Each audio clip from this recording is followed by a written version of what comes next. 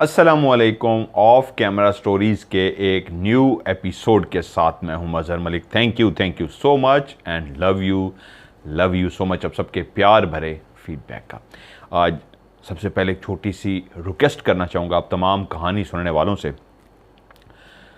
पहले मैंने खुद भी इस पर ध्यान नहीं दिया और टेक्निकल एक टीम का लड़का है, उनसे मेरी जब बात हुई तो उन्होंने कहा ये तो आपको बहुत ज़्यादा लॉस हो रहा है, क्योंकि बहुत सारे लोग मुझे लिखते थे जी आपकी कहानी को हम डाउनलोड कर लेते हैं और डाउनलोड कर लेने के बाद फिर हम उसको सुनते रहते हैं, 4-5 इकट्ठी हो जाती है तो फिर हम उसको सुन लेते हैं।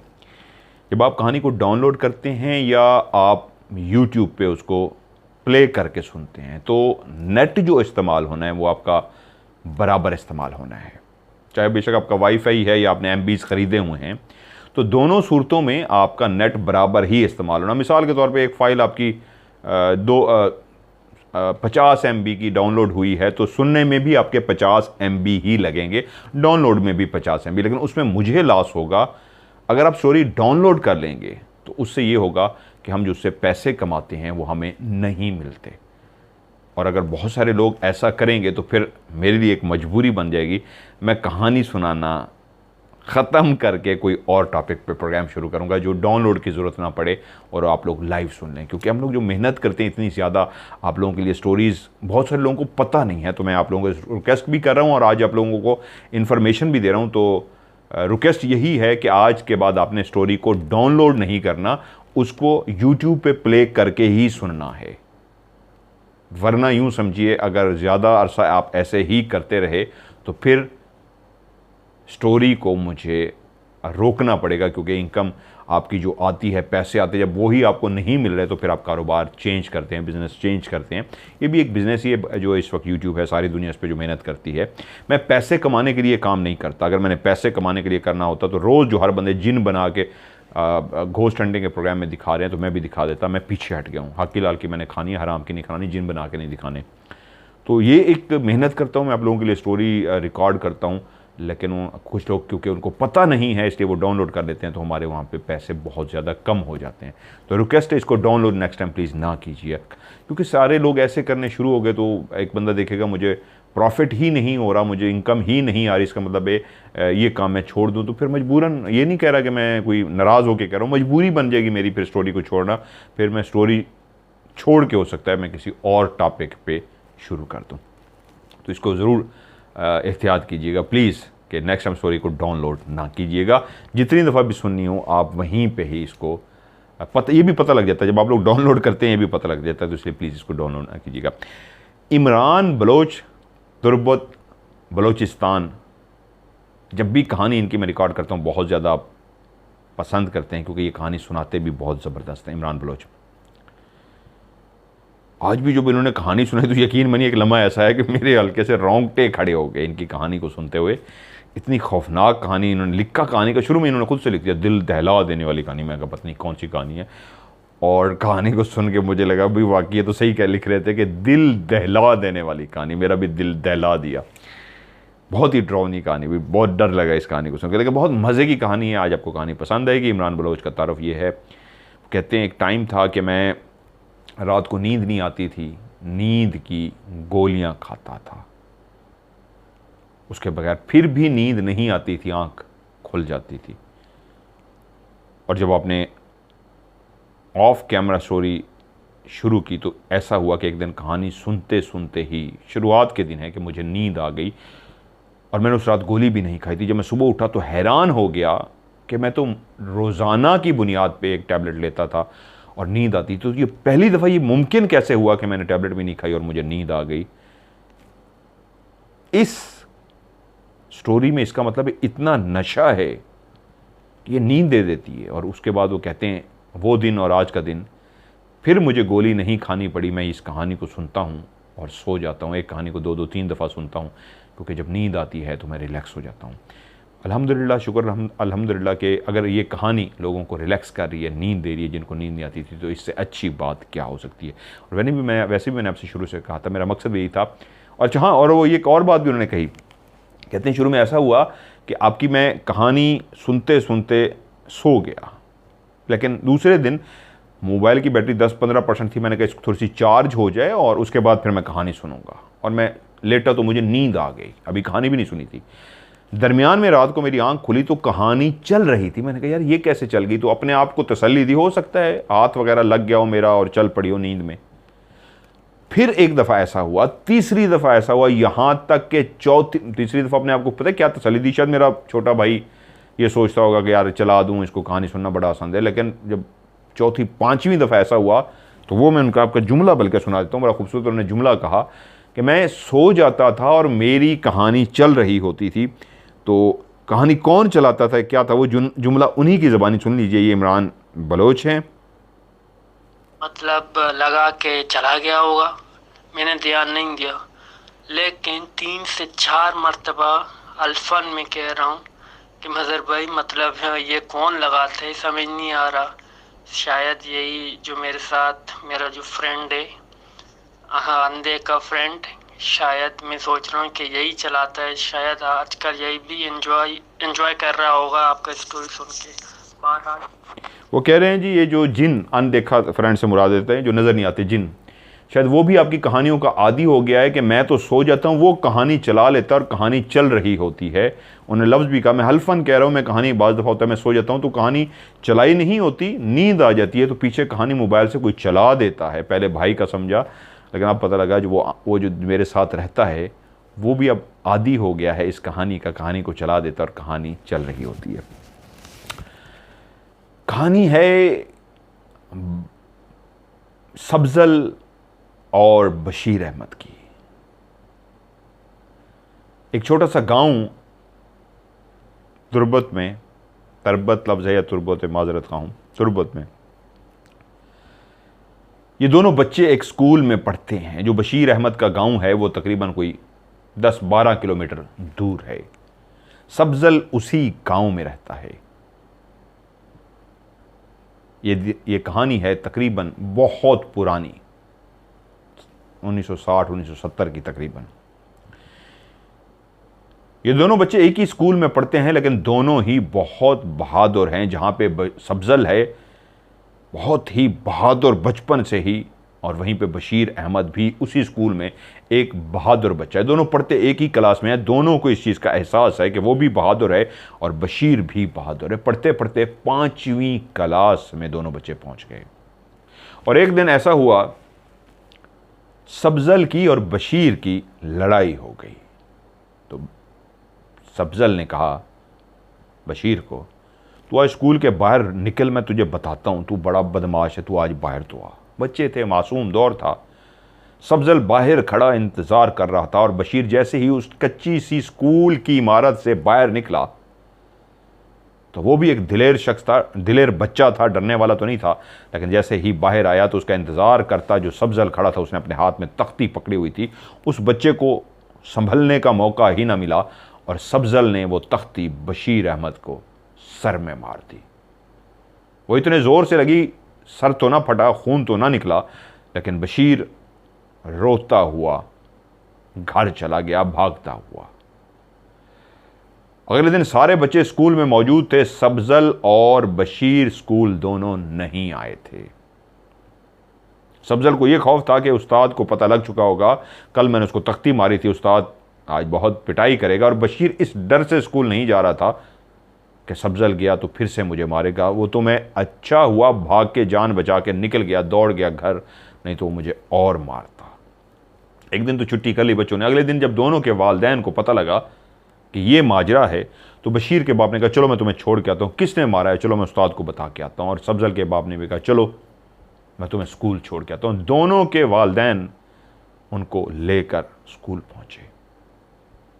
सब्ज़ल के बाप ने कहा मास्टर जी के सामने, मास्टर जी ये जो मेरा बेटा है सब्ज़ल पूरी क्लास में सबके सामने बशीर को सॉरी भी करेगा और मैं भी इसको एक सूरत में माफ़ करूँगा अगर ये बशीर को सॉरी करके गले लगाएगा, सबके सामने उसको अपना दोस्त बनाएगा।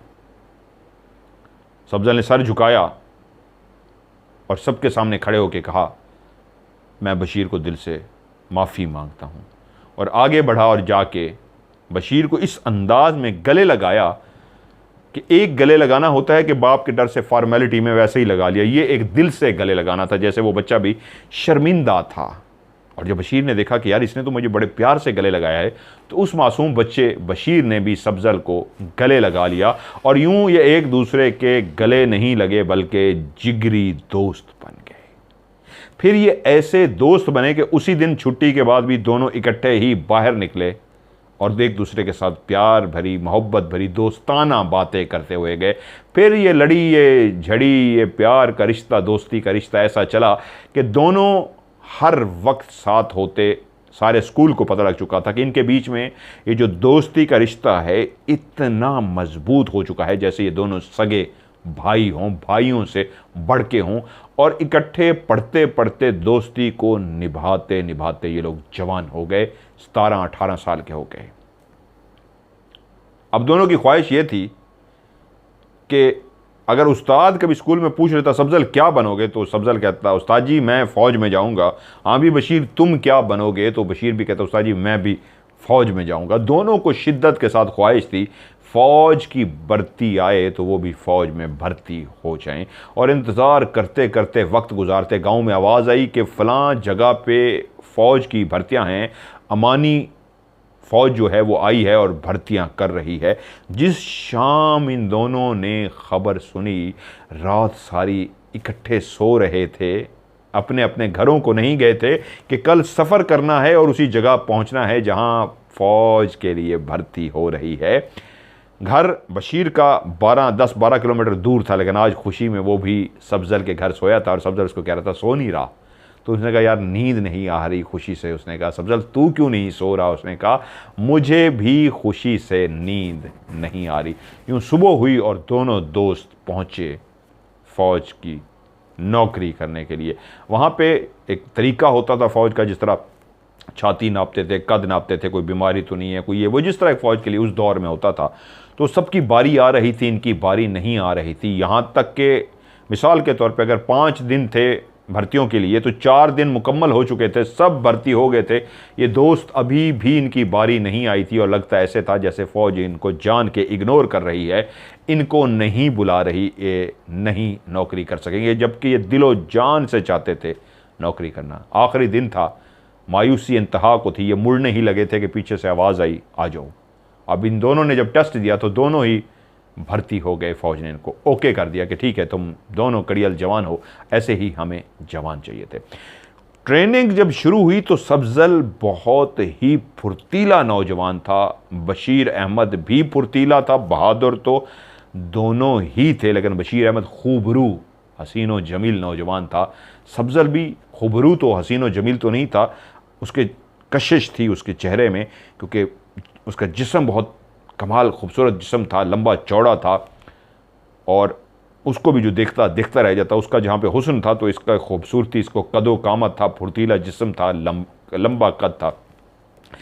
ट्रेनिंग के दौरान ही जहाँ पे दोनों दोस्त फुर्तीले थे, वहीं पे सफजल का जो निशाना था वो इतना कमाल का था कि जल्द ही अपने अफसरान की नज़रों में आ गया कि इस लड़के का निशानाबाजी जो है, पिस्तौल से जो निशाना करवाते थे, वो बहुत ही ज़बरदस्त है।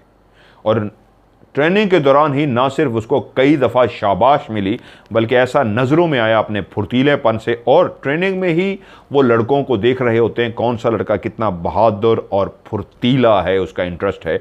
यूँ ट्रेनिंग के दौरान ही दोनों दोस्तों ने मुकम्मल तो की ट्रेनिंग, लेकिन सफजल को उसकी फुर्तीलेपन की वजह से, उसकी निशानाबाजी की वजह से, उसकी बहादुरी की वजह से फ़ैसला किया गया कि हम बशीर अहमद को वापस तुर्बत ही भेज रहे हैं ट्रेनिंग के बाद, लेकिन सफजल को कहीं और भेजा जा रहा है। और वो जगह थी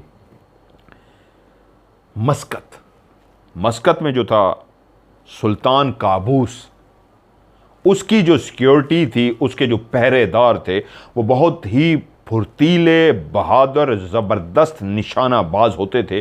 कमाल महारत रखने वाले लोगों को उनका मुहाफ़िज़ बनाया जाता था। यूँ सफजल सुल्तान काबूस का मुहाफ़िज़ों की लिस्ट में शामिल हो गया और बहुत जल्दी वहाँ पे भी अपना नाम बना गया, पहचान बना गया, क्योंकि वो वाकई एक बहुत ज़बरदस्त मुहाफ़िज़ था। लेकिन उसका दोस्त बिछड़ चुका था उससे। वो दोस्त जो आज तक इकट्ठे थे, ट्रेनिंग के दौरान भी इकट्ठे रहे, लेकिन एक टाइम ऐसा आया कि सब्ज़ल मस्कत में था और उसका दोस्त वहाँ वापस अपने बलूचिस्तान में भी जहाँ ज़रूरत थी तुरबत में उसको भेज दिया गया। अब वो दोनों दोस्त एक दूसरे को मिस करते, लेकिन जब कभी छुट्टियों पे मौका मिलता तो वो एक दूसरे के साथ मुलाकात भी कर लेते। वक्त गुजरता रहा। सब्ज़ल क्योंकि उम्र दोनों की शादी की हो चुकी थी, तो वहीं पे ही सब्ज़ल को एक खूबसूरत रिश्ता ऑफ़र हुआ और उसने वहीं पे शादी भी कर ली। दोस्त को भी शादी में शामिल किया।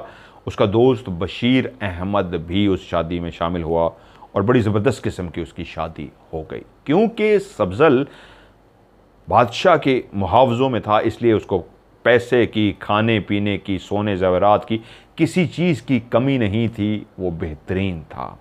वक्त गुज़रता रहा।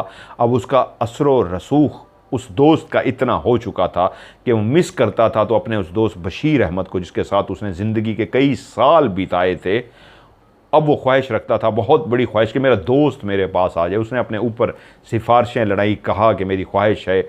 ऊपर वाले भी उससे इतने खुश थे कि उन्होंने कहा हाँ बताओ क्या चाहते हो। कहा मेरा दोस्त बशीर अहमद मुझसे दूर तुरबत में भेज दिया गया है, मैं चाहता हूँ उसको भी यहाँ बुला लिया जाए। उन्होंने कहा बस इतनी सी ख्वाहिश। और यूं उसके कहने पे, सिफारिश पे बशीर अहमद को फिर से बुला के उसके करीब कर दिया गया। अब ये फिर दोनों मुहाफ़िज़ हो गए थे इकट्ठे एक ही जगह पे। सबसे बड़ी बात, दोनों दोस्त फिर से इकट्ठे हो गए थे, फिर दोनों बहुत से खुश थे। वक्त गुजरता रहा, यहां तक के सब्ज़ल कहता बशीर यार शादी कर ले, बहुत टाइम हो गया, मैंने शादी कर ली, मेरा तो बच्चा भी होने वाला है, तू भी करना। अभी उसकी बीवी मां बनने वाली थी, दूसरा तीसरा महीना उसका चल रहा था, चौथा महीना। उसने कहा यार कोई पसंद आए तो मैं भी शादी करूं। और यूं एक दफ़ा छुट्टी पे बशीर और सब्ज़ल दोनों अपने गांव पहुंचे तो वहीं किसी अमीर फैमिली का एक फार्म हाउस था, एक बड़ा सा वडेरा शरेरा था। वहाँ पे जाना हुआ बशीर का, तो वहाँ की एक इंतहाई हसीनो जमील लड़की, जिसको देखते ही बशीर अपना दिल हार बैठा। पहाड़ों की कोई मलका हो, जैसे पहाड़ों की कोई रानी। और बशीर भी इतना खूबसूरत और इतना वजीह था, इतना दिलकश था कि उस लड़की ने भी जैसे ही बशीर को देखा तो वो भी दिल हार बैठी। यूँ आमना सामना भी हुआ और एक दूसरे को देखा तो देखते ही रह गए। मोहब्बत वही जो पहली ही नज़रों में हो जाए, दोनों ही दिल हार बैठे। लेकिन अब बीच में एक बहुत बड़ी दीवार थी। वो एक बहुत बड़े अमीर कबीले से ताल्लुक़ रखती थी और बशीर एक गरीब घराने से था। सब्ज़ल ने देखा बशीर बहुत खुश भी है और उदास भी है। क्या हुआ मेरा बेली, मेरा यार, मेरा वीर खुश भी है और उदास भी है? नहीं यार सब्ज़ल कुछ नहीं, नहीं नहीं मुझसे भी छुपाएगा, बता क्या हुआ। तो उसने बताया ऐसे ऐसे दिल हार बैठा हूं, वो भी मुझ पे दिल हार बैठी है। आज हम दोनों, वो दोनों वापस जा रहे थे, छुट्टियां ख़त्म हो गई थी। उसका अता पता तो है मेरे पास, ख़तो किताबत तो मैं उससे कर सकूँगा, उसको कह के आया हूँ, लेकिन डर ये है शादी कैसे होगी। उसने कहा बेफिक्र हो जा, अल्लाह ने चाहा तो ये भी हो जाएगा। दोनों पहुँचे, नौकरी ज्वाइन कर ली और वहाँ पे ख़तो किताबत भी चलती रही। यहाँ तक कि लड़की ने कह दिया कि शादी करनी है तो तुमसे वरना किसी और से नहीं। हाँ डर लगता है उस समाज से, उस ज़माने से जो बीच में दीवार बन जाएगा। अगर उन्होंने ऐसा इनकार किया तो मैं ज़िंदा नहीं रह पाऊंगी। यही ख़त जब उसने अपने दोस्त सब्ज़ल को दिखाया तो सब्ज़ल ने कहा मैं हूं ना, तू परेशान क्यों होता है, मैं तेरी शादी कराऊंगा। उसने उनकी फैमिली से बात की, अपने रिश्तेदारों को बीच में डाला, काफ़ी बड़े लोगों को बीच में डाला, क्योंकि वो एक बड़ी पोस्ट पे था, मुहाफ़िज़ों में से था, नामवर बंदा हो गया था। उन्होंने कहा जो आपको दौलत चाहिए, जो आपको सोना चाहिए, जेवरात चाहिए, जो कुछ चाहिए वो सब मिलेगा आपको। हमें हर सूरत में ये रिश्ता चाहिए। जब उन्होंने हर तरह की उनको ऑफ़र दे दी, बड़े बड़े लोग इन्वॉल्व हुए, तो उन्होंने रिश्ते के लिए हाँ कर दी। और यूं जो कुछ अरसा ख़तो किताबत चलती रही थी, मोहब्बत परवान चढ़ती रही थी, दिल मिलने के लिए बेचैन तड़प रहे थे, यूं शादी हो गई और बशीर उस पहाड़ों की रानी, पहाड़ों की मलका को दुल्हन बना के अपने पास ले आया। और फिर से वो दोनों दोस्त इकट्ठे अपनी अपनी बीवियों के साथ खुश खुरम जिंदगी गुजारते रहे। वक्त के पर नहीं होते, लफ्ज़ों में यही हर कोई कहता है, वक्त पर लगा के उड़ गया। हाँ, ऐसा ही हो रहा था। बग़ैर परों वाला जिसको वक्त कहते हैं, वो वाकई उसके पर थे जो नज़र नहीं आते, वो लगा के उड़ रहा था। दिन रात गुजरते जा रहे थे कि वहीं पे बशीर के यहाँ 2 बच्चियां हो चुकी थीं और सब्ज़ल का पहले 2 बेटे और उसके बाद 1 बेटी हो चुकी थी। उसने पहले शादी की थी, उसलिए उसका 1 औलाद पहले हुई थी, उसके 2 बेटियां, उसके 2 बेटे और 1 बेटी थी। दोनों दोस्त बहुत खुश थे, जो चाहते थे ज़िंदगी में मिल चुका था। जिस नौकरी की ख्वाहिश थी वो नौकरी भी मिल चुकी थी। बहादुरी और अच्छी निशानाबाजी की वजह से वो अपने जो फौजी अफसरान थे उनके बहुत करीब थे। बीवियां अब वो वापस वहीं छोड़ के आए, कभी वो अपने साथ रखते और कभी अपनी बच्ची को, बीवियों को वहीं गांव छोड़ाते। इस दफ़ा भी ऐसे ही हुआ था।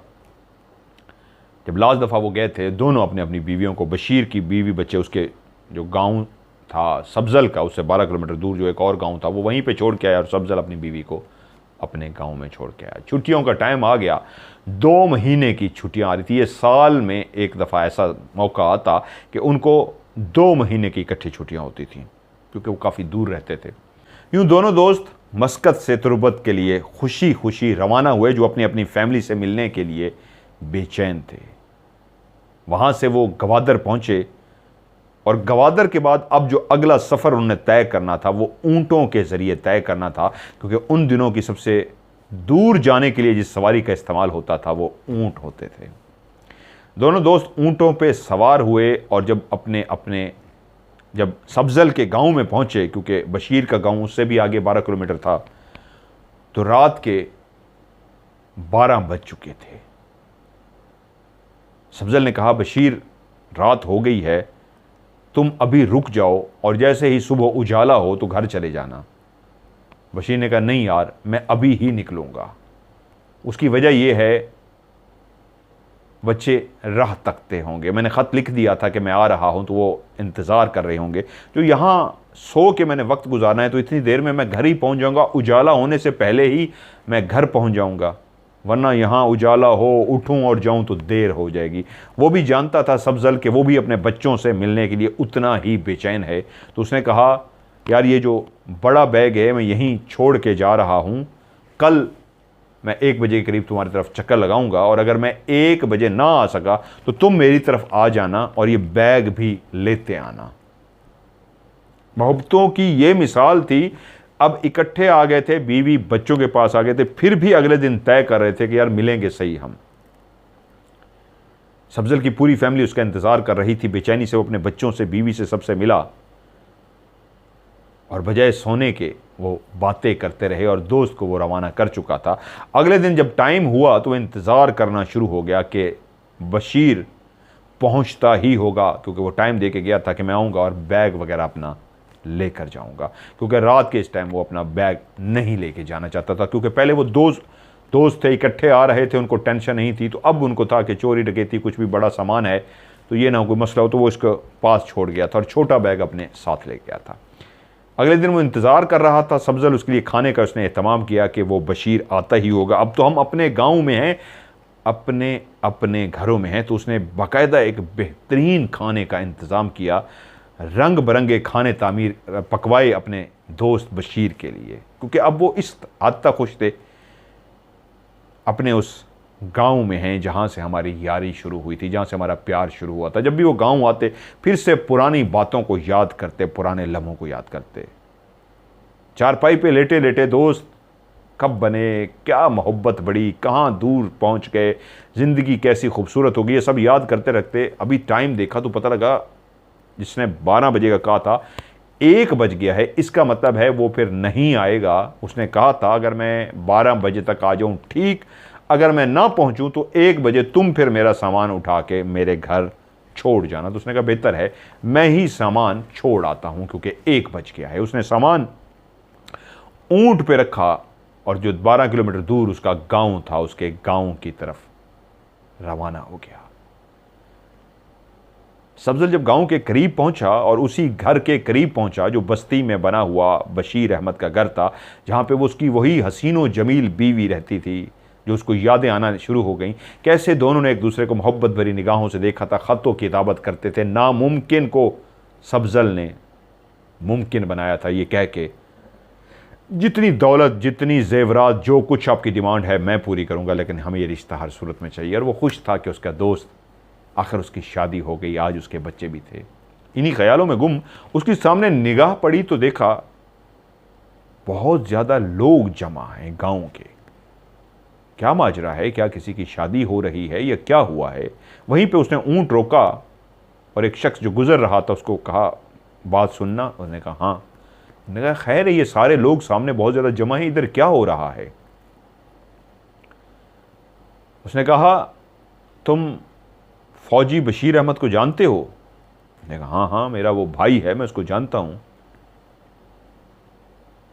कल रात वो मर गया है। क्या? किस बशीर अहमद की बात कर रहे हो? उसने कहा वही बशीर अहमद जो फौजी है, वो मर चुका है। उसके घर के बाहर ये सब लोग जमा हैं। ये फिक्रे उसके कानों में ऐसे गूंज रहे थे, उसको समझ नहीं आ रही थी ये क्या हुआ है, कैसे, उसको अभी तक यकीन नहीं आया था। उसने कहा पता नहीं, रास्ते में जब एक चरवाहा वहाँ से गुजरा तो वो ज़मीन पे पड़ा हुआ था और वो जब उसने जाके उससे पूछा, हिलाया कि कौन है, क्यों इस वक्त लेटा है, तो देखा उसकी सांसें बंद थीं और वो मर चुका था। तो उसने गांव वालों को इतला दी और जब गांव वाले वहाँ पहुँचे तो वो अल्लाह को प्यारा हो गया था। वो ये बातें कही जा रहा था, सब्जल को कुछ सुनाई नहीं दे रहा था, उसके कान शाएं शाएं शाएं कर रहे थे। बशीर अहमद मर गया था, उसको यकीन नहीं आ रहा था। वो कैसे बेख्याली, बेध्यानी, जनून में पागलपन को क्रॉस करते हुए मजनू की तरह चलता हुआ उस घर तक पहुंच गया जो बशीर अहमद का घर था। और सामने वही बशीर अहमद की बीवी जिसने सब्जल को देखा, जो अभी तक पागलों की तरह बैठी हुई थी, ना बात कर रही थी, ना किसी को देख रही थी, ना कोई चुप थी, जैसे वो भी दीवानी सी हो। उसने जैसे ही सब्जल को देखा तो एक चीख मारी और कहा बशीर चला गया। और ये जुमला जैसे ही उसने कहा, इतनी जोर से उसने चीख मारी कि बशीर चला गया, सब्जल जैसा कड़ियल जवान, बहादुर जवान वहीं ज़मीन पे गिरा और बेहोश हो गया। और वो जो धाड़े मार के रो रही थी, जो इंतज़ार में ही थी कि अपने शौहर का दोस्त पहुंचे तो शायद मैं उससे पूछ सकूं हाँ बशीर चला गया, तो वो भी धाड़े मारते मारते बेहोश हो गई। कैसे बशीर को गुस्ल दिया गया, कफन पहना के सुपुर्दे खाक किया गया, कब्र बना दी गई। सब्जल को उस वक्त होश आया जब वो एक कब्र के पास बैठा था। कैसे ये सब कुछ हुआ था उसको कुछ याद नहीं था, बस एक बात याद थी, दोस्त इस बनी हुई कब्र के नीचे है। कहते हैं कि उस तुरबत में पहली दफ़ा किसी ने किसी को इतना खौफनाक धाड़े मारते हुए देखा, चीखो पुकार करते देखा। एक दिलेर बहादुर शख्स को ऐसा बच्चों की तरह गिड़गिड़ा के रोते हुए देखा। कब्र से वो ऐसा लिपट के रोया, ऐसा लिपट के रोया कि कोई भी प्यारा अपने प्यारे के लिए इतना नहीं रोया होगा।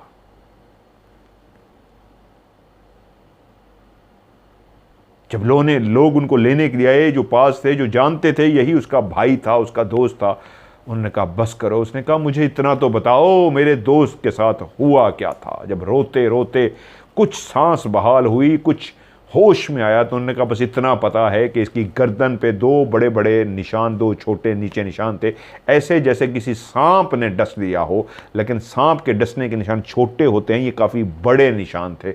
बस यही निशान नज़र आए हैं। खुदा जाने कोई जानवर है, खुदा जाने क्या बला है जिसने इसका यहाँ पे काटा है, लेकिन खून का कतरा भी नहीं था। वो जो भी था, वो जो भी चीज़ थी, उसने पूरे इसके जिस्म से खून निकाल लिया था। ऐसे लगता था जैसे वो खून चूस गई हो। तो वहीं पे रोते रोते धाड़ते मारते उसने कसम उठाई। वो बलोच फैमिली का था और कहते हैं बलोच की लड़ाई, बलोच का बदला 200 साल तक ख़त्म नहीं होता। उसने कहा मेरे दोस्त बशीर, मैं आज कसम उठा के कहता हूँ जब तक तेरे कत्ल का बदला नहीं लूँगा, ना मैं अपने बीवी बच्चों के पास जाऊंगा, ना मैं नौकरी करूंगा, मैं ज़िंदगी में कुछ भी नहीं करूंगा। ज़िंदा रहने के लिए पानी और चंद लुक़मे शायद रोटी तो खा लूँ, लेकिन बेचैन रहूंगा जब तक तेरा बदला नहीं लूँगा। और मुश्किलों से लोग उसको कब्र से तो लेके आए, लेकिन ऐसा ही हुआ। उसके बाद वो दीवानों वार घूमता रहा, कभी कहाँ कभी कहाँ। सब जानते थे कि इनकी मोहब्बत की इंतहा थी। ये वो दोस्त, वो भाई थे जिनको पूरा इलाका जानता था कि इनका प्यार, आज तक ऐसा प्यार नहीं देखा। वक्त तो गुजरता गया। 2 महीने के जो छुट्टी पे आए हुए थे, अब वो छुट्टी ख़त्म होने वाली थी। वो दीवाना वार कभी कहाँ कभी कहाँ कभी कहाँ फिरता था। अभी तक ढूंढने में लगा था कि दोस्त को हुआ क्या था। जिस रात वो उसको रोक रहा था, उस रात आखिर रास्ते में क्या हुआ कि उसके दोस्त की मौत वाक़ई हो गई। इन 2 महीनों में ढूंढते पागलों की तरह पता करते करते इतना पता लग सका कि जिसने भी उसको मारा था तो उसी के ही यहाँ पे गर्दन के नीचे दांतों के निशान थे और उसने उसका खून पिया था। तकरीबन अभी छुट्टी को कुछ हफ्ता 10 दिन ही बाकी रह गए थे कि वहीं पे किसी ने उसको इतला दी कि फ़लाँ इलाके में एक 9 साल की बच्ची जो तालाब से पानी भरने के लिए गई थी, उसके साथ भी सेम यही वाक़या हुआ है और वो भी मर गई है। उसने जैसे इस खबर को सुना तो भागता हुआ वहीं पे पहुंचा और तब उसने उस बच्ची को जाके देखा तो उसने देखा उस बच्ची की गर्दन पे भी 2 बड़े बड़े ऊपर निशान थे और 2 उसी तरह के छोटे नीचे भी निशान थे। क्योंकि उसने दोस्त की गर्दन को देखा नहीं था, लोगों से सुना था कि 2 बड़े बड़े निशान थे, सांप से भी बड़े और 2 छोटे। लेकिन उस लड़की की गर्दन पे उसने देखा, क्योंकि अब वो होश में था, तो 4 दांत थे, 2 ऊपर की तरफ बने हुए थे और 2 नीचे की तरफ, और उन दांतों से खून चूस लिया गया था। लड़की का ऐसे लगता था जैसे चेहरा जर्द सा पड़ गया हो, खून का कतरा भी ना हो, और वो मर गई थी। उन लोगों से पता हुआ तो उन्होंने बताया कि ये लड़की पहली नहीं है, इससे पहले भी 3-4 लोगों के साथ ऐसा हो चुका है। और उनके बारे में भी पता लगा तो सेम यही कहानी थी, गर्दन के नीचे दांतों के निशान और खून चूस लिया जाता था। अब वो समझ पा रहा था मामला है क्या। इतना उसको अंदाज़ा हो चुका था, ये कोई ऐसी चीज़ है जो इंसान का खून पी के उसको मार देती है। क्योंकि अपने दोस्त के बारे में जानता था कि बशीर एक कड़ियल जवान था, खूबरू था, तो बहादुर भी था, तभी बड़ी पोस्ट पे था, फौज में था, क्योंकि वो भी एक जानदार, एक ज़बरदस्त किस्म का बहादुर बंदा था। इतनी जल्दी वो हार मानने वालों में से नहीं था। वो जो चीज़ भी थी कुछ ऐसी थी कि मेरे दोस्त को संभलने का मौका ही नहीं मिल सका। क्योंकि देखने वाले कहते हैं उसकी लाश में कोई खराशों के या ज़ख्म के या लड़ने के निशान नहीं थे, जैसे इंसान लड़ते लड़ते मरा हो। उन्हीं दिनों उन्हीं का एक दोस्त असलम नाम का, जो उनके वहीं पे मस्कत में दोस्त बना था, वो छुट्टियों के लिए वहाँ पे पहुँचा। बशीर सीधा उसके घर गया और उसको कहा तुम्हें पता है बशीर मर गया। तो उसको यकीन भी ना आया, वो भी बहुत रोया। उसने कहा बहुत बुरी खबर सुनाई मुझे। उसने कहा हाँ, मैं तेरे पास मदद के लिए आया हूँ। असलम बोला यार मुझसे मदद? हाँ बोल, मैं हाजिर हूँ, क्या चाहिए? उसने कहा उसने कब्र पे कसम खाई थी कि जब तक मैं बदला नहीं लूँगा, ना ही मैं नौकरी पे जाऊँगा, ना ही मैं कुछ और काम करूँगा। मैंने बदला लेना है और मुझे तेरा साथ चाहिए। उसने कहा मेरा साथ? मैं समझा नहीं। उसने कहा मुझे पता है वो चीज़ कहाँ है, मैं काफ़ी हद तक उसके करीब पहुँच गया हूँ। 3-4 दिन के लिए मुझे तेरा साथ चाहिए। उसने उसको तैयार किया। दोनों दोस्त ऊंटों पे सवार होकर उस पहाड़ी की तरफ रवाना हो गए जहां आखिरी टाइम में उस बच्ची की मौत वाक़ई हुई थी। उन लोगों ने बताया था कि इस पहाड़ के करीब करीब रहने वाले जितनी भी आबादी है उनमें से 3-4 पहले भी मौत वाक़ई हुई है, सेम इसी तरह की। अब इस बच्ची की भी जो भी हो रहा है इस पहाड़ से होता है। वो अपने ऊंट लेके और कुछ सामान लेके खाने पीने का, ताकि 4-5 दिन वो गुजार सके, ऊँटों का चारा भी, वो दिन को सो जाते, ऊँटों का चारा भी ले आते और अपने लिए भी कुछ खाने का बंदोबस्त करते। और जैसे ही रात होती वो उन पहाड़ों में घूमना शुरू कर देते, ऊंटों पे सवार। वो दोनों फौजी थे और दोनों के पास खंजर मौजूद था। ये तीसरी रात थी जब वो वहां पे फिर रहे थे। तो असलम ने पूछा, सब्जल एक बात तो बता यार, ये क्या चीज़ है, कहाँ तक तेरी तफ्तीश पहुंची है, तेरी रिसर्च पहुंची है, क्या है ये बला? उसने कहा, इतना जानता हूं कि ये कोई जानवर नहीं है, कोई अजीब ही चीज़ है, ऐसी है जो इंसान को संभलने का मौका नहीं दे सकती और इंसान को मार देती है। असलम बोला, यार मुझे डरा मत, मेरे छोटे छोटे बच्चे हैं यार, एक तो जान से हाथ धो बैठा है, मैं अभी मरना नहीं चाहता। तो वहीं पे सब्जल बोला, मैं तुझे कसम उठा के देता हूं, तेरी ज़ात पे आंच नहीं आने दूंगा, अगर कुछ हुआ तो पहले मैं मरूंगा, तेरी ज़ात पे आंच नहीं आएगी। मेरे ऊपर यकीन रख, भरोसा रख, मुझे इतना अपने खुदा पे भरोसा है कि मेरी खुदा मदद करेगा, मैं बदला लूँगा, तुझे आंच नहीं आने दूंगा। उस रात भी घुप अंधेरे में वो दोनों दोस्त, उनके पास फौजी थे, टॉर्च पकड़ी हुई थी दोनों में और सिर्फ खंजर थे। टॉर्च उठाए वो इधर उधर देखते रहे। कुछ कुछ निशानियां सब्जल को मिल गई थी। आज एक चौथी रात थी। शाम जैसे ही हुई, अंधेरा फैलना शुरू हुआ तो वो दोनों दोस्त तैयारी करके फिर ऊंटों पे सवार हो रहे थे, आज रात उस बला को ढूंढने के लिए। जैसे ही रात के 8 बज गए, दोनों ऊंटों पे सवार हुए और अब काफ़ी दूर जो आ चुके थे, चौथी रात थी, तो आज जो उनके ऊंट थे अजीब से बड़बड़ा रहे थे, मुंह से ऐसी आवाज़ें निकालते रहे थे जैसे खौफ ज़दा हों। और सब्जल समझ रहा था जो भी चीज़ है कहीं इर्द गिर्द मौजूद है, जिसकी वजह से उनके मुंह से अजीबो गरीब आवाज़ें निकल रही हैं। सीधे चलते चलते एकदम ऊंट रुक जाते और हिलना शुरू कर देते, जैसे जानवर बदक जाता है, बेचैन हो जाता है, भागने के लिए तैयार हो जाता है, जानवर को कुछ भी ऐसा वैसा हो महसूस हो जाता है। तो उन दोनों ऊंटों को भी आज रात ऐसी ही कैफियत थी, बदक रहे थे जैसे डर रहे हों, इधर उधर देख रहे हों और अजीबो गरीब आवाज़ें निकाल रहे थे। रात की तारीकी थी, हर तरफ अंधेरा था। एक हाथ में पकड़ी हुई दोनों की रोशनियां थी जो वो दूर दूर ऐसे रोशनियां डाल रहे थे। आज जिस जगह पे ये नज़र आया, जिस जगह पे वो फिर रहे थे, वहाँ पे ज़्यादातर गारें थीं और 2 दफ़ा ऐसा हुआ था कि रात को घूमते हुए ऊंटों की ये कैफियत हुई थी। बशीर जा चुका था, उसका बदला लेने के लिए असलम और उसका जिगरी यार सब्जल उन्हीं पहाड़ों में घूम रहे थे। और सब्जल जानता था वो जो चीज़ भी है वो उसके बिल्कुल करीब है। उन खारों के आगे से गुजरते हुए एक जगह का उसने इंतखाब किया, क्योंकि वहाँ पे ऊंट बहुत ज़्यादा इतना घबरा गए थे, इतना बदक रहे थे, इस अंदाज में आगे पीछे हो रहे थे, मुंह से आवाज़ें निकाल रहे थे। खौफ की अलामत थी कि जो भी चीज़ है बहुत करीब है। ऊँटों की बेचैनी देख के सब्जल अपने ऊँट से नीचे उतरा और उसको इशारा किया, नीचे उतर। वो भी नीचे उतर गया।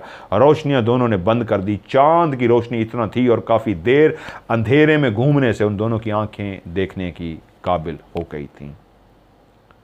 सब्जल ने कहा, असलम वो जो चीज़ भी है हमारे करीब है। मैं ऊँटों को चारा डाल के ऊँटों को साइड पे एक जगह पे पत्थर के साथ इनके रस्सों को बांध रहा हूँ। ऐसी जगह का जो मैं इंतखाब करना चाह रहा था वो मिल गई है। ये है वो जगह। ऐसा रास्ता मैं चाह रहा था कि अगर वो चीज़ आए तो 2-3 रास्ते ना हो भागने के, एक ही रास्ता हो। उसने कहा, मैं समझा नहीं, तुम्हारा प्लान क्या है? उसने कहा, प्लान है तुम्हें मैं चारे के तौर पे इस्तेमाल करूँगा और तुम्हें डरना की ज़रूरत नहीं है, मैं तुम्हें हल्फ दे चुका हूँ, तुम्हारे ऊपर आंच भी नहीं आने दूंगा। रास्ता एक ही होगा, दो रास्ते नहीं होंगे कि या उधर से भाग जाए उधर भागे, एक ही सीधा रास्ता होना चाहिए। और ऐसी जगह का मैं इंतखाब करने लगा हूँ कि ये थोड़ी सी गहराई हो, यानी वो चीज़ ऊपर से नीचे उतर के आए तो थोड़ा सा जिस तरह गड्ढा होता है ऐसे गड्ढे वाली जगह हो। यहाँ पे तुम शुरू में लेटोगे, तुम्हारे 5-6 कदम के फासले पे मैं चादर डाल के लेटूंगा। और जो चीज़ भी आएगी इस तरफ से उसके ज़्यादा उम्मीद है, चांसेस हैं आने के, वो पहले पहले तुम्हारी तरफ आएगी। तुमने एक काम करना है, हिलना नहीं है। अगर तुम पहले हिल पड़े तो हो सकता है फिर हम दोनों की जान चली जाए। हम दोनों एक सूरत में बच सकते हैं और उस बला को मार सकते हैं कि चाहे जितना भी खौफ तुम पे सवार हो जाए, तुमने हिलना नहीं है, पड़े रहना है, ताकि उसको ये लगे कि ये सोया हुआ है। क्योंकि अगर उसको लगा ये जाग रहा है तो शायद वो इतनी फुर्ती से हमला करे कि मैं भी ना संभाल सकूं। अगर उसको ये लगा कि ये सो रहा है तो वो फिर मुतमईन हो के हमला करेगी, क्योंकि ये एक नेचर होती है, जानवर हो बला हो, जब वो देखता है शिकार सो रहा है तो वो सुकून से हमला करता है। जब उसको लगे कि शिकार एक्टिव है, जाग रहा है, तो हमला भरपूर अंदाज में जानवर या बला करती है और संभलने का मौका नहीं मिलता। तो उन्हें सांस रोक के इस अंदाज में लेटे रहना है, हिलना नहीं है। उसने उसके ऊपर चादर डाली, उसको उसी रास्ते के बीच में जो ज़रा एक गहरा नीचे की तरफ रास्ता था लिटा दिया।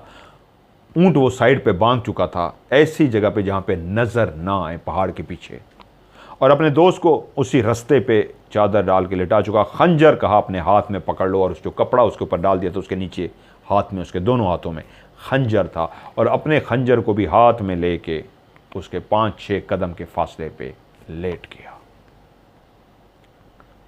लेटे हुए थोड़ी ही देर हुई थी, वो एक दूसरे से जो बात कर रहे थे विस्परिंग वाले अंदाज में थे, उठना नहीं, लेटे रहना है, सांस रोके, इस अंदाज में एक दूसरे से बातें कर रहे थे कि ऊंट जो दूर बंधे हुए थे वो ऐसे जोर जोर से चीखना बड़बड़ाना शुरू हो गए, जिसका मतलब था कि जो चीज़ भी हो बिल्कुल करीब आ गई है। सब्जल ने पास लेटे असलम से कहा, वो तुम्हारी साइड से आ रही है, अलर्ट हो जाओ और अपने आप को हिलने मत देना। वो इस अंदाज में खंजर हाथ में पकड़े लेटा था कि मुंह के ऊपर चादर भी थी, लेकिन आंखें इस अंदाज में थी कि वो बाहर के मंजर को क्लियर देख पा रहा था। दोस्त को ऐसे लिटाया था कि उसकी आंखें बंद थीं, मुंह पे चादर नहीं थी। उसने सब्जल ने अपने मुंह पे चादर इस अंदाज में डाली थी कि उसको धोखा दे सके कि ये चादर डाल के सो रहा है। उसकी गर्दन ऐसे छोड़ी हुई थी कि उसको नजर आ सके कि ये गर्दन है, इसका खून पीना है। जब ऊंट बहुत ज्यादा बड़बड़ाना शुरू हो गए, उनकी आवाज़ों से जो दूर होने के बावजूद इतनी भयानक होती जा रही थी, खौफ उनके अंदर जो था वो उनको अजीबो गरीब आवाज़ें निकालने पे मजबूर कर रहा था। तो वहीं पे सब्जल की आंखों ने जो मंजर देखा, बहुत ही खौफनाक मंजर, तारों भरी वो जो रात थी, हर तरफ हू का आलम, पहाड़ ही पहाड़, पहाड़ की चोटियां जैसे दूर दूर से उन दोनों इंसानों को देख रही थी खामोशी में। ये क्या करने के लिए रात के टाइम इस पर लेटे हुए हैं, कैसे बहादुर हैं कि रात के इस पहर लेट गए हैं, इसके बावजूद कि यहाँ पे कुछ खौफनाक चीज़ है जिसको देख के जानवर डर रहा है। पत्थर भी एक फेंकें तो पत्थर से टकराए तो पूरी पहाड़ी गूंज उठे। वहीं पे वो सांस रोक के दोनों लेटे हुए थे कि सब्जल की आंखों ने देखा कि एक अजीबो गरीब चीज़ इतनी तेज़ी से आई, इतनी तेज़ी से आई जैसे कोई जंगी जहाज़ तेज़ी से आता है, शां करके आता है, ऐसे ही शां करके कोई चीज़ आई। उसको समझ ही नहीं आया, बस एक धुआं सा था, जैसे कोई धुआं सा होता है। उसकी स्पीड ऐसे थी कि एक धुआं सा महसूस हो रहा था, एक तेज़ी के साथ धुआं सा आया है। और चांदनी रात में उसने देखा वो बहुत तेज़ी से, उसकी आवाज़ आने की इतनी तेज़ थी जैसे वाकई कोई जहाज़ आया हो, जंगी जहाज़, शां, ऐसे शां की आवाज़ आई। और उसने देखा दूर से कोई धुआं नुमा चीज़ तेज़ी से आई और आके बिल्कुल पहला जो असलम लेटा था उसके पाँव वाली साइड पे खड़ी हो गई। जिस वक्त वो उसके पाँव वाली साइड पे खड़ी हुई तो उस वक्त सब्जल ने उस चीज़ को देखा, क्योंकि वो रुक चुकी थी। वो इतनी तेज़ी से आई थी वो उसको नहीं देख सका था सिवाय एक धुएं के निशान के, लेकिन जब वो आके रुकी है तो खड़ी हो गई है, तब उसने देखा पूरा एक इंसान का कद था, नंगे पाँव, और मर्द नहीं एक औरत। उसकी पूरी टांगें यानी कि पेट तक उसके बाल ही बाल थे, टांगों पे ऐसे बाल जैसे किसी रीछ के बाल होते हैं, और उसके पेट का जो ऊपर वाला हिस्सा था बिल्कुल बालों के बगैर, जैसे बिल्कुल एक नंगी औरत होती है, औरत की छातियां होती हैं। उसके पूरे ये जो बाजू थे सिर्फ ये बालों से भरे हुए थे, टांगें भी उसकी बालों से भरी हुई थी, बिल्कुल रीछ के बालों की तरह बड़े बड़े बाल। लेकिन ये जो पेट और इसका ये वाला हिस्सा था इसमें कोई भी बाल नहीं था। एक रीछ और एक नंगी औरत उसके सामने खड़ी थी। उसके इतने बड़े बड़े बाल थे सर के, जो नीचे पाँव से थोड़े से ऊंचे आ रहे थे, बहुत ही घने और बड़े बाल थे। औरत तो चल के आती है, ये इतनी स्पीड से कैसे आई? लेकिन उसका चेहरा बहुत ही भयानक था, काली स्याह औरत थी वो, काली स्याह, और उसका चेहरा भी था तो एक औरत का चेहरा, लेकिन बहुत ही भयानक चेहरा, आंखें लाल सुर्ख और बहुत बड़ी बड़ी आंखें। जब उसने वहीं पे खड़े होकर मुंह खोला तो जिस तरह मछली के दांत होते हैं, बिल्कुल बारीक बारीक छोटे छोटे छोटे से, ऐसे ही उसके बारीक बारीक दांत थे, और दो ऊपर वाले छोटे से दांत जो बारीक बारीक थे उन्हीं में से दो दांत बाहर निकले हुए थे, नीचे से भी ऊपर से भी। चार दांत, दो ऊपर के दो नीचे के, बहुत बड़े बड़े थे। जब उसने मुंह खोला तो जैसे कोई जानवर, मछली होती है, मछली के दांत, और उन्हीं में चार दांत, दो ऊपर वाले दो नीचे वाले, काफी मोटे और बड़े बड़े।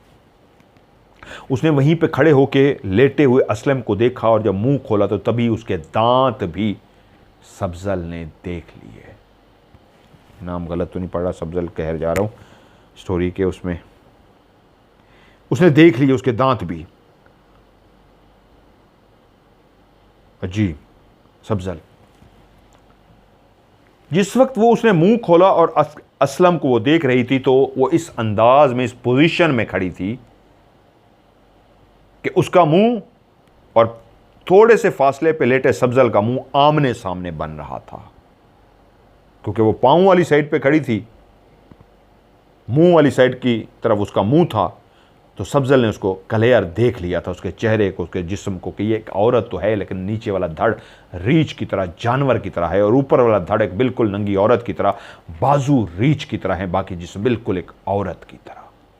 लेकिन चेहरा बहुत भयानक, खौफनाक, कोई भी देखे तो डर जाए। अजीब से दांत, कान बड़े बड़े, आंखें लाल सुर्ख और बड़ी बड़ी, और दांत मछली की तरह, चार दांत बड़े, काली स्याह और बहुत ही भयानक चेहरा, बहुत ही खौफनाक चेहरा, भदा नाक, अजीब सा नाक।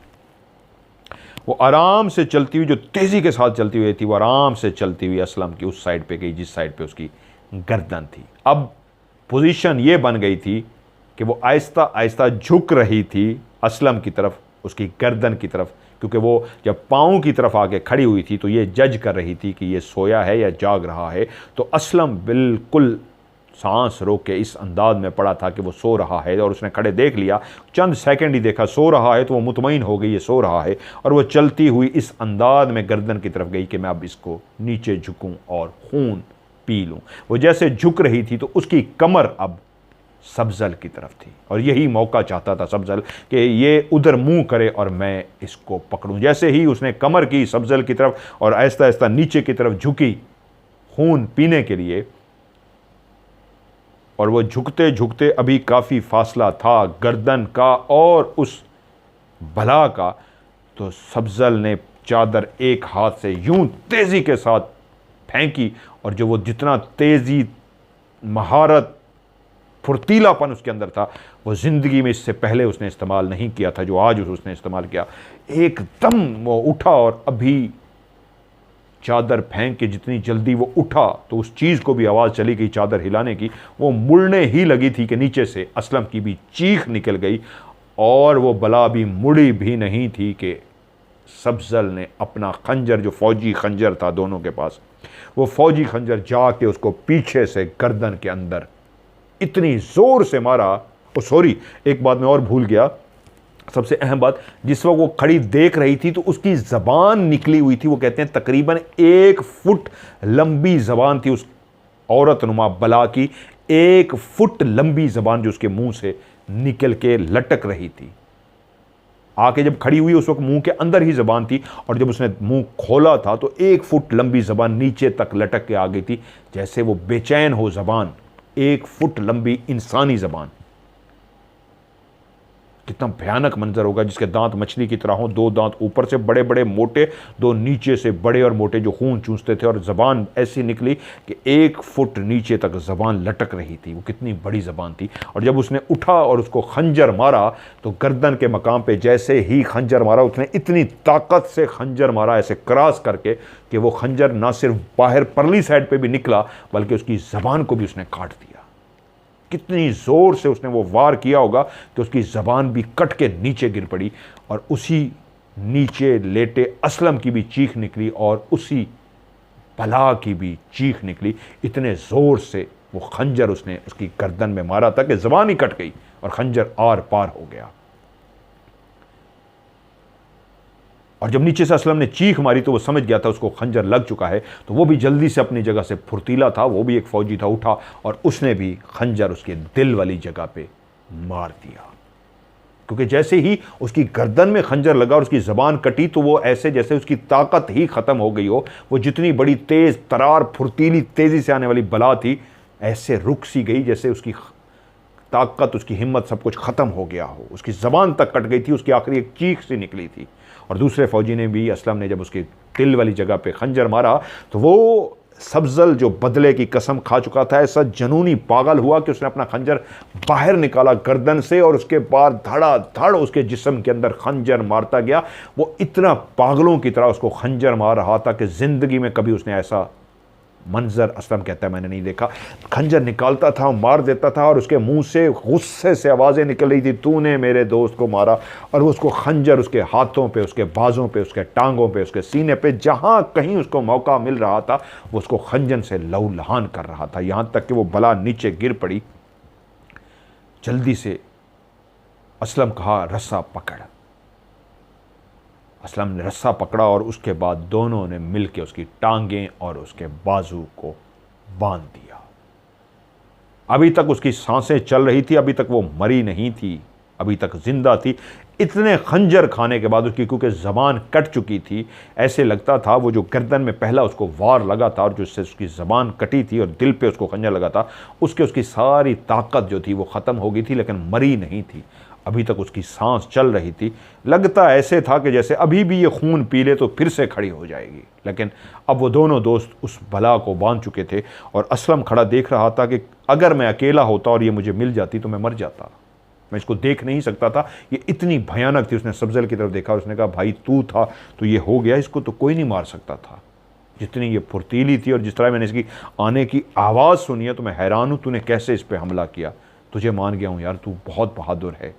उसने कहा, मैं बहादुर नहीं हूँ, मेरे अंदर आग जल रही थी, बदले की आग, मेरे दोस्त बशीर के बदले की आग, जो मैंने कसम उठाई थी, इसने मेरे दोस्त को मारा था। खैर उन दोनों ने उस बला के हाथ और पाँव जब बांध लिए और उसको उल्टी जो पड़ी थी, अब उन्होंने कहा इसको ऊंट पे डालो और इसको बशीर के घर के सामने लेके जाना है। उस हाथ पांव बंधी बला को उन्होंने उठाया और उठा के ऊंट के ऊपर बांध दिया।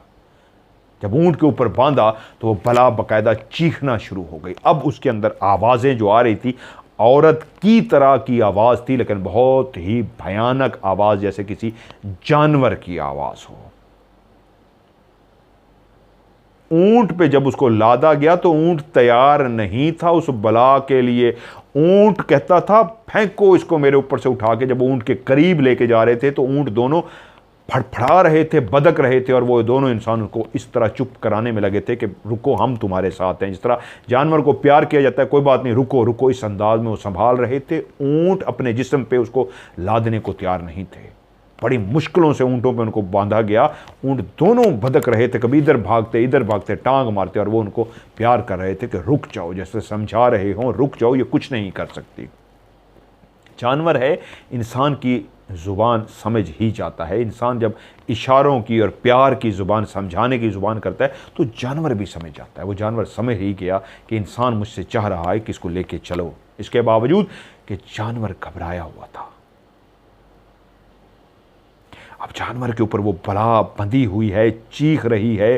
दोनों दोस्त ऊँटों के साथ चल रहे हैं, रात का सन्नाटा है, कोई भी देखे तो बंधी हुई उस बला को देख के भी डर जाए। लेकिन सब्ज़ल अभी भी बेचैन था इतने खंजर मारने के बावजूद कि मैं इसको किस तरीके गांव लेके पहुंचूं। और आखिरकार वो गांव पहुंचे। जब गांव गए, सुबह हो रही थी। एक बंदे को उस बला का पता लगा तो फिर वो खबर आग की तरह पूरे गांव में फैल गई और पूरा गांव बाहर निकला, यहां तक कि बशीर की बीवी भी बाहर निकल आई। और उन्होंने दोनों ने उठा के जब उस बला को नीचे फेंका, पूरा गांव मजमे की सूरत में इकट्ठा हो चुका था, और उस बला को जब ऊंट से नीचे फेंका गया तो सब हैरान थे। ऐसी अजीबो गरीब चीज़ उन्होंने ज़िंदगी में नहीं देखी थी, जो काली स्याह थी, जिस पे बाल ही बाल थे और ऊपर वाला हिस्सा बिल्कुल औरत की तरह का था। खूनो खून हो चुकी थी उसको, इतना छुरियों के वाल लगे थे, इतना खंजर उसको मारे गए थे, लेकिन अभी भी वो सांस ले रही थी, अभी भी उसके मुंह से चीखें निकल रही थी, लेकिन आहिस्ता आहिस्ता दबी दबी चीखें, जैसे अब वो मरने के करीब थी। अब उसके अंदर इतनी ताकत नहीं थी कि चीखें मार सके। पूरे गांव वाले जमा हो गए तो सब्ज़ल ने कहा, मैंने अपने दोस्त बशीर का बदला ले लिया, ये है वो बला। देख लो गांव वालों, जिसके वही दांत, 4 दांत जो उसकी गर्दन पे थे, उस बच्ची की गर्दन पे थे और बाकियों के थे, यही थी जो खून पीती थी। और सबने आंखों से उसके वही मछली की तरह के दांत देखे, और वो ज़बान भी उसकी उठा के ले आए थे और फेंक दी ज़मीन पे ज़बान। और देखो ये इसकी ज़बान है, 1 फुट लंबी ज़बान। बच्चों को पीछे हटा दिया गया था, इतनी खौफनाक उसकी शक्ल थी। बंधे होने के बावजूद उसके हाथ और पांव पीछे की तरफ बंधे हुए थे, फिर भी गांव वाले इतना डर रहे थे। बूढ़ों ने कहा, अगर ये बंधी ना होती तो शायद हम सबको खा जाती। बहादुर है ये शख्स सब्ज़ल, जिसने इसको खंजर के वार करके मारा है, वरना इसको मारना नामुमकिन था। हमने सुन रखा है इस बला के बारे में, ये बहुत ही तेज़ तरार बला होती है, ये तो इंसान को संभलने का मौका ही नहीं देती। हमने बहुत पहले अपने बुज़ुर्गों से सुना था कि ये बहुत सदियों पुरानी बात है, इसकी नस्ल भी चलती है और इतनी तेज़ी से ये हमला करती है। अगर इंसान सोया हो फिर सुकून से आती है, नहीं तो ये इतनी तेज़ी से हमला करती है कि इंसान किसका कुछ भी नहीं कर सकता। तो तुमने कैसे मारा इसको? उसने कहा, बस मैंने बदला जो लेना था अपने दोस्त बशीर का, मैंने इसको मारना ही था। उठाओ पत्थर गांव वालों और मारो इसको, गुस्सा निकालो बशीर की मौत का। बहुत सारे लोग इतने डरे हुए थे, बंधी हुई जख्मी मरने वाली बला को भी पत्थर मारने को तैयार नहीं थे। इतना खौफ, इतना दहशत थी उस बला की। वो पीछे हट गए, नहीं भाई हम नहीं इसको मारते, कहीं जिंदा ही ना हो जाए, ये तो हमारे पूरे ख़ानदान को खा जाएगी। लेकिन बहुत सारे लोग फिर भी आगे बढ़े, उन्होंने पत्थर उठाए, और जब पहला पत्थर पड़ा तो फिर हर तरफ से पत्थर पड़ने शुरू हो गए। इतना गाँव वालों ने उसको पत्थर मारे, कहते हैं इतना पत्थर मारे कि ढेरियाँ लग गई पत्थर की, और उसको मार ही दिया। उसके बाद ज़मीन में गड्ढा खोदा गया, गड्ढा बहुत बड़ा खोद के नीचे भी लकड़ियां रखी गई, उसके दरमियान में इस मरी हुई बला को रखा गया, ऊपर भी लकड़ियां रख के उसको जलाया गया इस अंदाज में कि इसकी राख हो जाए। इतना खौफ था सबको कि कहीं दोबारा जिंदा ना हो जाए, तो कहते हैं इतनी ज़्यादा लकड़ियां मंगवाएंगी, नीचे भी लकड़ियां, ऊपर भी लकड़ियां, दरमियान में वो बला थी और उसको आग लगाई गई, यहाँ तक कि वो लकड़ियां जल के राख हो गई। सारा गांव वहाँ पे खड़ा रहा, डरपोक लोग घरों को चले गए थे। जब बिल्कुल राख बन गई, कोयले भी बुझ गए, तो लोगों ने डंडे उठा के मार के देखा कहीं फिर तो उसके वजूद का कोई टुकड़ा रह तो नहीं गया, लेकिन वो कहते हैं नहीं, राख ही राख थी, सब कुछ ख़त्म हो चुका था। तब गांव वालों को यकीन आया कि अब जल के वो राख हो चुकी है और उस गड्ढे को बंद कर दिया गया। और उसके बाद सब्ज़ल जब वापस अपनी नौकरी पे गया तो ये कह के गया, वो मेरा भाई था, मेरा दोस्त था, ये बच्चे भी मेरे बच्चे हैं, इनके सर पे मैं हाथ रखूँगा, आपसे मैं शादी करूँगा, मेरा इस्लाम मुझे इजाज़त देता है, क्योंकि मैं आपको वो इज़्ज़त और एहतराम, वो मर्तबा, वो सब कुछ, कल को लोग मेरे ऊपर बातें करें, मैं आपका ख्याल रखूँ, मेरी भाभी हैं। तो ये बुज़ुर्गों ने उसको मशवरा दिया, ऐसे सर पे बच्चों के हाथ मत रखो, इसको अपना लो। उसने कहा नहीं, ये मेरी भाभी है। उसने कहा इस्लाम इसकी इजाज़त देता है। तुम ऐसे ख्याल रखोगे, 100 बातें, कभी कोई ना कोई ताना मार देगा इस औरत को, या तुम्हें क्या चक्कर है। जब तुम निकाह कर लोगे तो कम से कम सबकी ज़बानें ख़त्म हो जाएंगी। जब अल्लाह तुम्हें इजाज़त देता है और तुम कर सकते हो। भाई की बहन से, भाभी से शादी, भाई के मरने के बाद भाभी से शादी की भी इसलिए जाती है ताकि उसके बच्चों का सहारा बन सके। जब तुम्हें इतने बच्चों से प्यार है तो फिर तुम निकाह ही करो, ताकि ज़िंदगी में ना वो खातून परेशान रहे ना वो। तो उसने कहा पहले उनसे पूछा जाए। उनसे कहा गया, उन्होंने कहा मुझे कोई एतराज़ नहीं है, मेरे बच्चों को बाप मिल जाएगा, वरना मेरे बच्चे यतीम रहेंगे। तो फिर कहते हैं सब्ज़ल ने बशीर की बीवी से इस्लामी तौर पे निकाह कर लिया। फिर उन बच्चों को भी उतना ही प्यार से पाला जितने अपने बच्चों का। उन दोनों बच्चों की इस अंदाज में परवरिश की कि दोनों को लगा कि ये हमारा बाप है। ऐसी तरबियत की दोनों बच्चों के बीच में कि वो एक दूसरे को सगा भाई बहन भाई समझते थे, कोई फ़र्क नहीं था। उनको याद भी नहीं रहा था कि उनका बाप बशीर था। वो सब्ज़ल इतना प्यार दिया उनको। वो कहता है, इमरान बलोच कहते हैं जिन्होंने कहानी भेजी, आज भी सब्ज़ल के बच्चे काफ़ी बड़े हो चुके हैं और तुरबत गांव में आज भी मौजूद हैं। ये जो सच्ची कहानी है, हमारे इलाके की मशहूर व मारूफ कहानी, और आज भी उसके बच्चे वहीं पे मौजूद हैं जो काफ़ी बड़े हो चुके हैं। ये थी सब्ज़ल की और उसके दोस्त की मोहब्बत की लाजवाल, दोस्ती की लाजवाल कहानी, और उस दोस्त का अहद और बदला जो उसने लिया। इमरान बलोच भाई, आपकी कहानियाँ बहुत अच्छी होती हैं, आपकी और भी इलाके की कहानियाँ, क्योंकि जो आपका इलाका है अब कुछ आबादी हुई है। आपने जिस तरह बताया, पहले वो पहाड़ ही पहाड़ थे, छोटे छोटे घर थे, कम आबादी थी। अब भी थोड़ी आबादी है, ज़्यादा नहीं, क्योंकि पाकिस्तान का जो सबसे बड़ा इलाका है रकबे के लिहाज से वो बलूचिस्तान ही है, जो ज़्यादा कम ही गैर आबाद है। ज़्यादा पहाड़ ही पहाड़ हैं, आबादी बहुत कम है आज भी। तो उस वक्त, जिस वक्त की 1970-60 की कहानी है, उस वक्त तो आबादी ना होने के बराबर थी, तो वहाँ की इसलिए बहुत ज़्यादा कहानी। आपकी एक और कहानी भी मेरे पास आई हुई है, इंशाल्लाह वो भी मैं आगे सुनाता हूँ। कोई और कहानी भी होगी ज़रूर सेंड कीजिएगा, उसको भी इंशाल्लाह प्रोग्राम का हिस्सा बनाऊंगा। आप लोग भी अपनी कहानी भेजना चाहते हैं तो मेरा व्हाट्सअप का नंबर है 0092, ये पाकिस्तान का कोड है 313665550। मैं रिपीट करूँगा, 00923136655500। इस पर आप मुझे अपनी स्टोरी भेजिए, इंशाल्लाह आपकी स्टोरी को मैं प्रोग्राम का हिस्सा बनाऊंगा। स्टोरी लिख के भी भेज सकते हैं, वॉइस मैसेज रिकॉर्ड करके भी भेज सकते हैं। दोनों सूरतों में आप स्टोरी लिख के भेजें या वॉइस मैसेज रिकॉर्ड करें। आखिरी लफ्ज़ होना चाहिए OCS लिख दें, या फिर स्टोरी STORY इंग्लिश में स्टोरी लिख दें, या उर्दू में कहानी लिख दें। मैं समझ जाऊंगा कि ये कोई कहानी किसने मुझे भेजी है, क्योंकि अगर आप स्टोरी OCS लिखना भूल जाएंगे तो फिर मुझे पता नहीं लगेगा और मैं आपकी कहानी सुना नहीं सकूंगा। अगर ये लिखा होगा OCS या स्टोरी, तो पहले उस मैसेज को, अच्छा आज भी एक बंदे ने स्टोरी लिखा और नीचे अपना मसला लिखा हुआ था, झूठ बोला, झूठे बंदे को मैं जवाब नहीं देता भाई, माजरत ख्वाह हूँ, मैं आपको जवाब ही नहीं दूंगा।